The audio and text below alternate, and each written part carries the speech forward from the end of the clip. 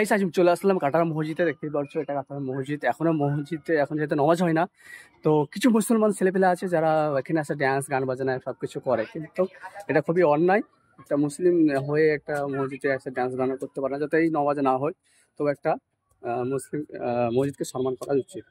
মসজিদ মানে আল্লাহর ঘর, সেখানে এসে গান বাজনা ড্যান্স করাটা অনেকজনা করে, তাদের ব্যক্তিগত ব্যাপার, কিন্তু সেটা আমার মনে হয় না যে সে করুক।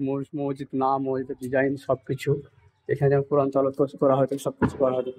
তারপরে অনেকজনা করে, তারা বেশিরভাগই বা মুসলিম ঘরের ছেলেপেলেই করে। তো কি বলা যাবে, কিছু করার না। তো এতেই দেখতে পাচ্ছি এটা বাইক সাইড,